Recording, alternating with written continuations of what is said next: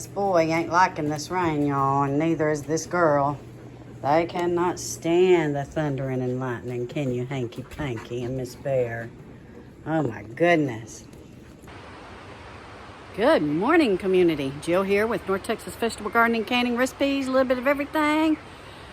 So we are looking at about 1.5 inches of rain so far, guys. It's still coming down. So I'm out here in the big high tunnel. You can see where Greg planted some tomatoes yesterday, and he'll probably finish up today, going ahead and getting them in the ground. But we look to get quite chilly Saturday night going into Sunday morning. They're saying around 38. But again, we really feel like this big high tunnel will protect. There's a puddle of water in here. Wondering where it's coming from. This high tunnel will protect and not let it get down to freezing. We'll be watching it very closely though, and we'll pop in a Mr. Heater in here around these plants if it looks like we're going to get close. So, but I think that we'll be okay. However, if you do have plants planted outside, you might want to go ahead and cover them, put a bucket over them. Just make sure, because that is kind of cold enough to get real close to a frost. All our herbs are looking really, really good, guys.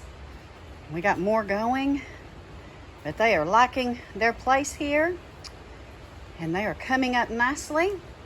So we got lots of peppers, lots of herbs. We still have lots of tomatoes. Greg will go through a lot of these probably today, but we'll still have quite a few left. And you can see we still have a lot of seed starts going. A lot of this I'm going to have to up pot this weekend. Make sure it's okay. Get it in a safe spot. Some of it I've had such a hard time growing in the past, and we're doing pretty good with it this year, so I'm excited. So what am I doing today?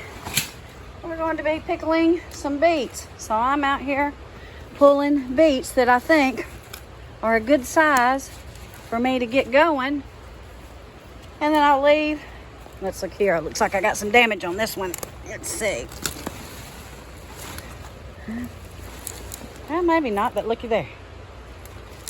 Little doodle bugs. Yeah, it's been nibbled on a little bit, but we're going to go ahead and clean it up and cut that off. Now, your beet greens are really good for you too. You can eat them in a salad, or you can freeze dry them like we do for your smoothie mix. So I'll pick what I feel like I can process today, and then I'll leave the rest in the ground. And we'll probably be processing beets for a couple of weeks. Isn't that beautiful? That's a big one. I load them up in my little Beaver cart that I have here, and it's easier for me to take the water hose and spray them off and clean them, and then go ahead and take the greens off. I'll give some of these greens to the chickens today. Little damage, so the chickens are like these, but this is how I clean them up before I get them in the house. So we got to get all this pulled up in the next couple of weeks, because I'm going to need this space by the end of March and the 1st of April for planting my spring and summer crops. So we got to get moving. We'll process a lot of these by pickling them, and then we'll also freeze dry a lot of them and make them into a powder for smoothies. Depending on how you're going to process your beets, I'm going to can mine. You want to leave about 1 inch and 1.5 inches of their stems on the beet, so then when you're boiling them, because we're going to boil these to soften them up, they won't bleed out as much. They're still going to bleed out, but not as much. So now let's get these washed up.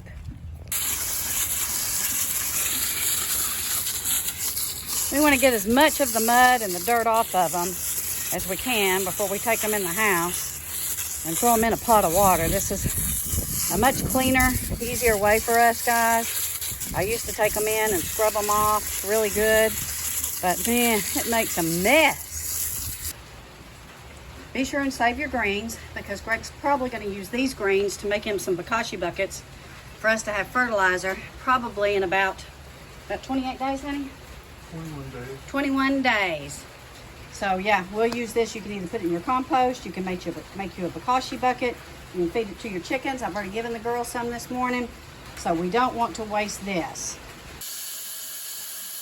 Next, I put them in my pot, and guys, I've already rinsed them once. I go ahead and fill it up, then I empty it out and rinse them I'll do this a couple of times, and then I'm going to put them on the stove to boil. And it depends on how big they are, to how long it's going to take them. You want them to get soft to where you can peel them and slice them and get them in your jars for your pickling brine.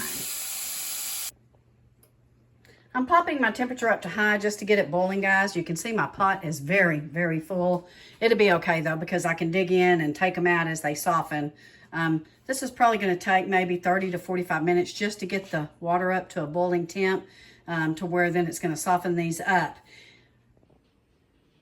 Once these are softened up, I'm going to put them in a bowl and let them cool, and then I'll get ready to do my pickling process. Now, I'm not going to do my pickling process on this video because I've already done a video on it.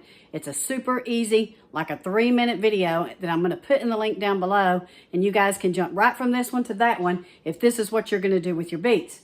If this is not what you're going to do with your beets, then we will do another video on preparing them for the freeze dryer, because we do make freeze-dried beet powder, which is super healthy for your smoothies. And you can even use it in soups and in stews and anything you want to flavor up.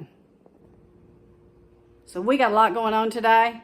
Got that pot on the burner. Now I've got to go start up potting a lot of those herbs that you saw. So I wanted to show you guys how to prepare your beets if you're going to do some pickling, because I know a lot of you, your beets are coming in, and some of you are just now starting to plant, which is fantastic. You'll have this video in advance for whenever your beets come into play. It's going to take them about 90 days after you plant them to come to fruition.